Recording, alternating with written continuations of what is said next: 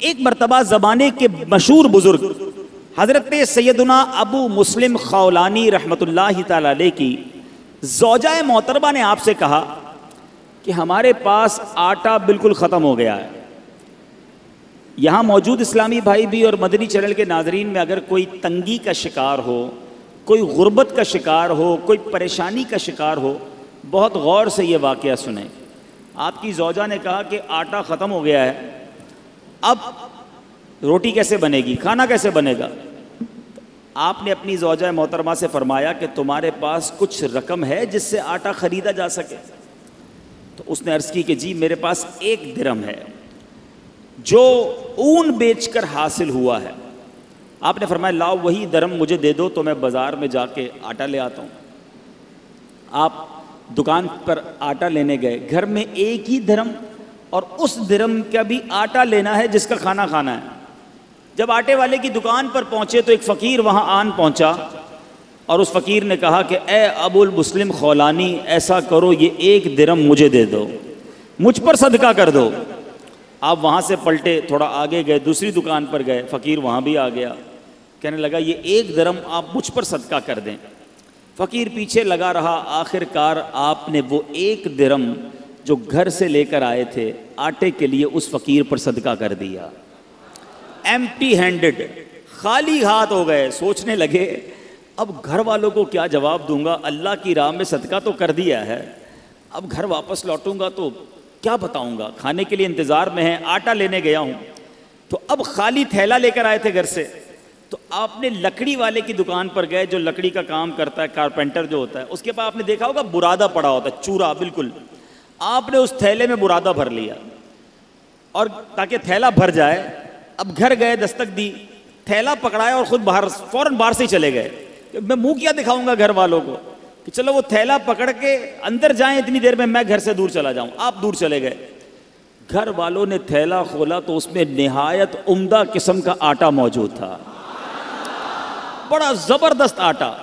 گھر والوں نے روٹیاں بنائی، انتظار کر رہے ہیں کہ حضرت کب آئیں گے. اب آپ شرمندہ، اب باہر گھوم رہے ہیں کہ وقت گزر جائے، گھر والے سو جائیں، وقت جو ہے وہ بھوک کا ٹائم تھوڑا گزر جائے.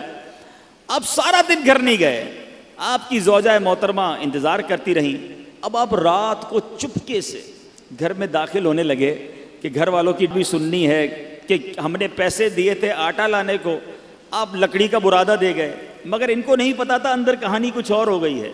اب آپ کی فیملی انتظار کر رہی ہے کہ کب آئیں، بھوکے ہیں، ان کو اتنا اچھا ہمیں آٹا دے کر گئے، بہترین قسم کی روٹیاں بنی ہیں، آئیں تو حضرت کو کھانا پیش کیا جائے. آپ چپکے سے گھر میں داخل ہوئے تو آپ کی زوجہ محترمہ فوراً سامنے آ گئیں.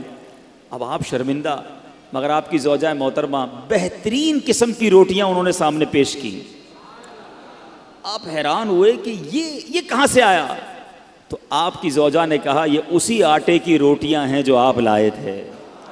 جب یہ سنا تو آپ کی آنکھوں میں آنسو آ گئے، آپ رونے لگے، اپنے پروردگار کا شکر ادا کیا کہ اس نے میری لاج رکھ لی اور برادہ کو عمدہ آٹے میں تبدیل فرما دیا.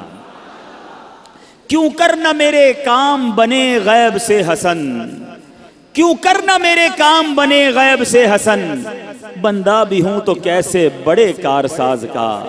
اے میرے میٹھے اسلامی بھائیوں اور مدنی چینل کے ناظرین، یاد رکھیے صدقہ دینا، محتاجوں کی مدد کرنا، ان کی خیر خواہی کرنا، یہ اللہ عز و جل کو اس قدر پسند ہے کہ جو مسلمان اخلاص کے ساتھ، دیکھیں یہ ایک شرط ضرور ہے، اخلاص ہونا ضروری ہے، اللہ کی رضا کی نیت ہونا ضروری ہے. دکھلاوا، واہ واہ، نام ہو جائے یا کسی کو صدقہ دے کر احسان جتائے، یہ تو الٹا ظلم ہے. یاد رکھیے قرآن کہتا ہے اے ایمان والو اپنے صدقات کو ضائع مت کرو، احسان جتا کر، تکلیف دے کر.